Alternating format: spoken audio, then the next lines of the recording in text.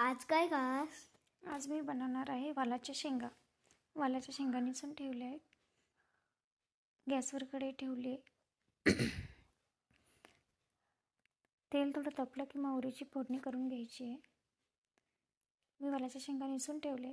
त्या शेंगा त्यामध्ये घालायच्या आहेत. ह्या चांगल्या प्रकारे शेंगा तेलामध्येच परतवून घ्यायच्या आहेत. त्याला थोडा वेळ हलवतच राहायचं आहे, कारण शेंगा लागल्या नाही पाहिजे. तेलामध्येच चांगल्या प्रकारे परतून घ्यायच्या आहेत.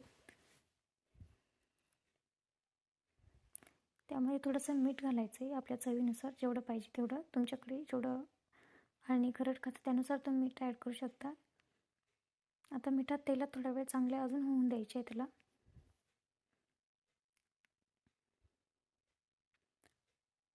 चांगल्या प्रकारे परतलं की आपले घरगुती मसाले ॲड करून घ्यायचे. त्यामध्ये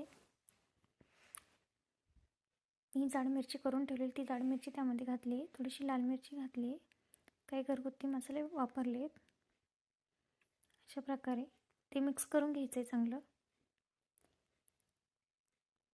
मसाले चांगले शेंगाला लागल्यापाशी पाहिजे अशा प्रकारे ते चांगलं हलवत राहायचं आहे आणि त्यावर झाकण ठेवून द्यायचं आहे, कारण तेलामध्येच आपल्याला त्या शेंगा करायच्या. खूप चविष्ट होतात. अशा प्रकारे बघा. कसा वाटला व्हिडिओ नक्की चॅनलला सबस्क्राईब करा, लाईक करा, कमेंट करा. थँक्यू.